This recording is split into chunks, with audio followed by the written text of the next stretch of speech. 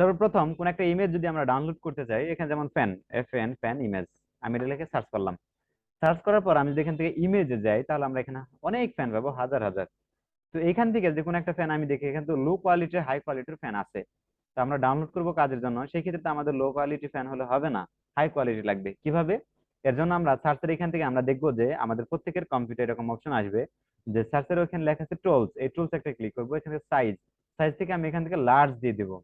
লার্জে click করলেই শুধুমাত্র large image গুলো এখানে শো করবে, লো কোয়ালিটির কোনো ইমেজ এখানে থাকবে না।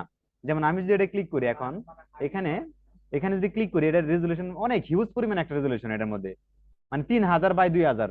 এটাকে আমরা কম রেজলিউশন মনে করি, হিউজ পরিমাণ একটা রেজলিউশন এটা।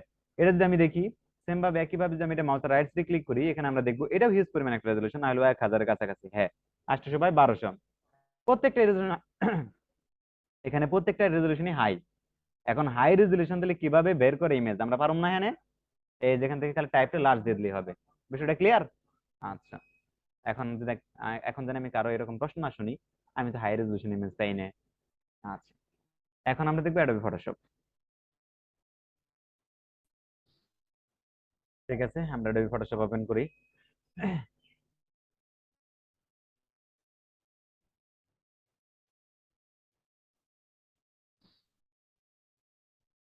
আচ্ছা, আমরা এখানে একটা ইমেজ জানি, ফাইলে ক্লিক করলাম, এখান থেকে ইমেজ ওপেনে ক্লিক করলাম। এখানে আমরা ডাউনলোড করেছি, আর এই ইমেজ গুলো অ্যাক্সেস আজকে দেওয়া হবে। প্রত্যেকের আগের মতো অ্যাক্সেস দেওয়া হবে, অসুবিধা নাই। যাদের জিমেল গুলো ইয়ে ছিল, তাদের জিমেল অনুযায়ী ওইভাবে অ্যাক্সেস দিয়ে দিব আমি। ঠিক আছে। আচ্ছা, আমি প্রথমে তিনটা ইমেজের দুইটা ইমেজের কাজ দেখাবো। আমি প্রথমে এই ইমেজটা নিলাম। এখানে এই ইমেজের মধ্যে সর্বপ্রথম আমরা জানি যে এটাকে ডুপ্লিকেট করে নিতে হবে। কন্ট্রোল জে দিয়ে আমি একটা ডুপ্লিকেট করলাম। নিচে একটা ব্যাকগ্রাউন্ড আমি দিতে পারি এখান থেকে সলিড কালারের। ওকে, নিলাম। এবার আমি উপরটা ক্লিক করলাম। এখানে বিষয়টা হচ্ছে এটা কি করব আমরা, এই গ্লাসটা এবং পানির এখানে একটা পেছনে একটা কালার আছে না আমার, এই কালারটা রাখা যাবে না। আমার শুধু গ্লাসটা নিতে হবে, পানিও থাকবে, বাট এক কালারের ব্যাকগ্রাউন্ড থাকবে। তা আমি নর্মালি আমি ভাবতে পারি এটা ক্লিপিং পাথ করুন, ক্লিপিং পাথ করলে কি হবে? না, কারণ এখানে ব্যাকগ্রাউন্ডটা দেখা যাবে আমার। তো এখন এটার জন্য আমার কিন্তু নিচে গ্লাসের যেহেতু বসানো আছে, এই জন্য এই জিনিসটা থাকবে। আমার মূল সাবজেক্ট কতটুকু, এখানে অবজেক্ট কতটুকু? সাবজেক্ট হচ্ছে আমার এই যে পানির যে লাইন, পাশাপাশি গ্লাস, পাশাপাশি এখানে গ্লাস যেখানে বসানো আছে, এই তক্তাটা সহ এই এতটুকু হলো আমার সাবজেক্ট। বাকি এই অংশটুকু হচ্ছে আমাদের অবজেক্ট। এটুকু রিমুভ করার জন্য সর্বপ্রথম এইসব কাজে পাশাপাশি আপনাদের যে কাজগুলো দেওয়া হয়, এগুলোকে মাস্ট বি এখান থেকে পাত করে নিতে হবে। আপনারা পাত করেন না, আর আপনাদের ওই কাজগুলো অনেক ভুল আছে, যেগুলো পাত ছাড়া আপনারা জমা দেন, পেছনে একটা থেকে যায়। তো আমি এখানে নিলাম এইভাবে। এখান থেকে এটা সুন্দরভাবে আপনারা পাস করে নিবেন, আমি জাস্ট এখান থেকে দেখিয়ে দিলাম। ওকে, আমরা এখান থেকে এই পর্যন্ত নেই।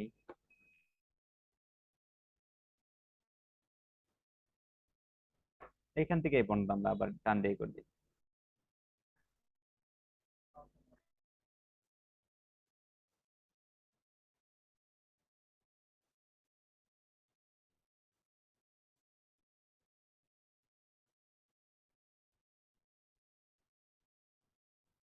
আচ্ছা, একটু ভেতরে রেখেছে, এটা পারফেক্ট ভাবে পাস করতে হবে।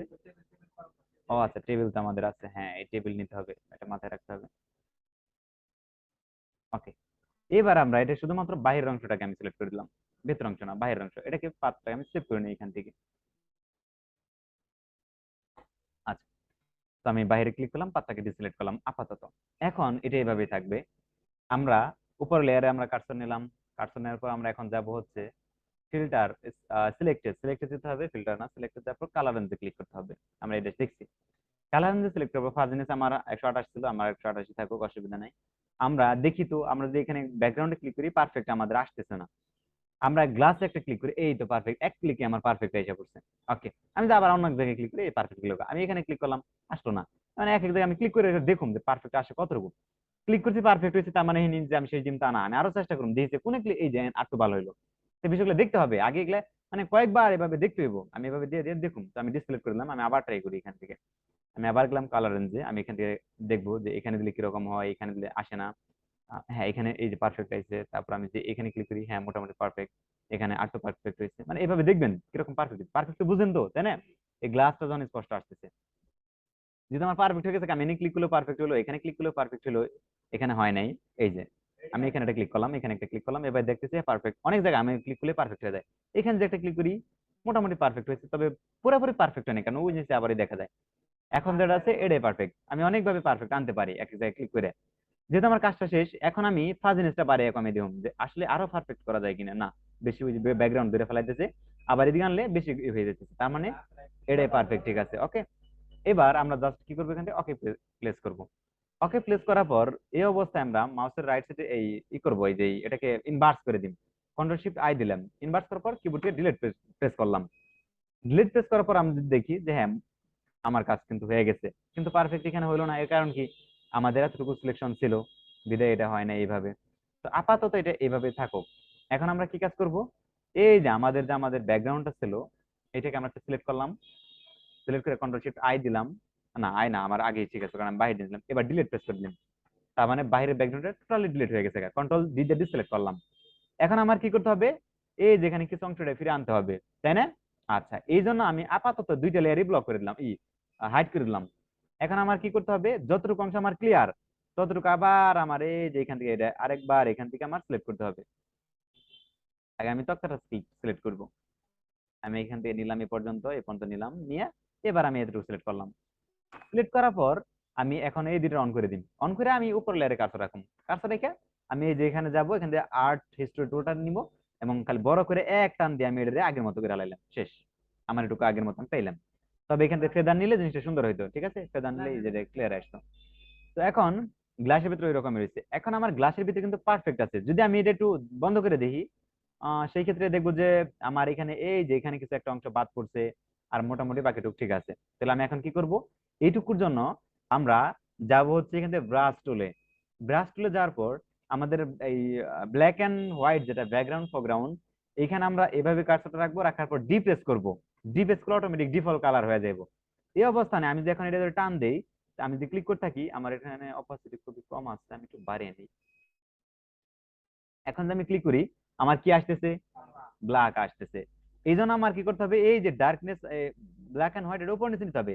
আমি গেলাম হলো এই যে এইটাই মানে আপ ডাউন করবো, এটাই যাওয়ার পর এবার আমি যেখান থেকে এটা আন দেই, একদম হোয়াইট এসে পড়তেছে। আচ্ছা, আমার এটা মনে হয় ব্রাশ টুল, ওকে, সফটনেস নিলাম। আচ্ছা, আমি টোটালি নিতেছি।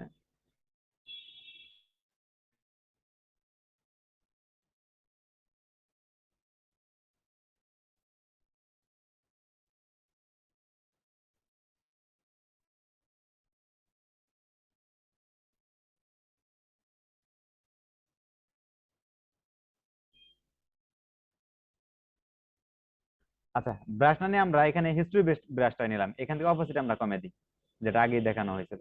এটা দিয়ে দিলে বেটার হইব, ওটা দিয়ে আমি দেখে দিই না একটা ক্লাস। আমি এটা স্টো করলাম, এখান থেকে এটা আস্তে আস্তে বেশি এসে পড়ছে, আমি আরেকটু কমে নিই এগুলা। এবার আমি এখানে টান দিই, আসতেছে আগের অবস্থানে, যতটুকু না আসবে তখন এটা ক্লিক করতে হবে এভাবে। এখানে ফুল বারে নেওয়া যাবে না, তাহলে আবার দেখা যাবে বোঝা যাবে স্পষ্ট যে এটা এই কাজ করা হয়েছে এখানে।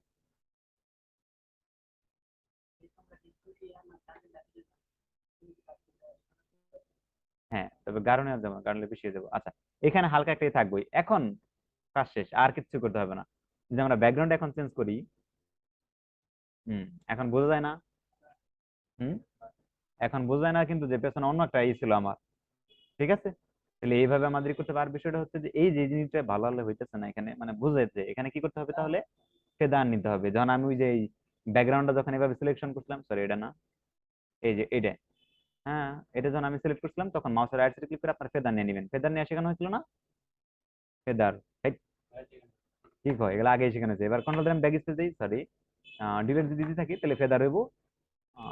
এখানে হালকা ফেদার হয়েছে, খুব একটা হয় নাই, ঠিক আছে। আমরা যেখানে যাই, আমরা আবার একবার নেই, আমি আবার ফেদারটা বাড়িয়ে নিই, এখানে 10 নেই, যেহেতু আমি আগে ব্যাকগ্রাউন্ড রিমুভ করে ফেলাইছি, তো এই জন্য ওই যে এখন ফেদার দিতেছে না, এই যে হয়েছে, এটা আগেই নিতে হবে, নইলে জানে আমার গ্লাস খেয়ে দিতেছে আমার, আমার প্রথমবার এটা নিতে হবে। তো এই হচ্ছে আমার এটার কাজ, টোটালি ব্যাকগ্রাউন্ড আমরা রিমুভ করে ফেলাইছি। কাজ ক্লিয়ার এটা? আচ্ছা, না, কাজ করা বলতে প্রথম যে সময় আমি ব্যাকগ্রাউন্ড রিমুভ করে দিই, ঠিক আছে, প্রথমবার যখন আমরা ব্যাকগ্রাউন্ড রিমুভ করে দিই তখন আমার ফেদা নিলেই হয়ে যাবে বিষয়টা। আচ্ছা, এখন এই কাজটা আমি পাবলিশ করুম কিভাবে, এই যে প্রথমটা যেটা আছে নিচে ব্যাকগ্রাউন্ড, এটা কন্ট্রোল জে দিয়ে এটা কপি করলাম, এটা টান দিয়ে উপরে আনলাম, এটা আমি এই মুভ টুলে ক্লিক করে জাস্ট খালি এই ছোট করে আমি এই পাশে দিয়ে দিলাম, ব্যাস। এবার এটা কি করুম, ফাইলে সেভ করে দিয়ে দিন। ক্লিয়ার? আচ্ছা, এবার আমরা আরেকটা ইমেজ আসি।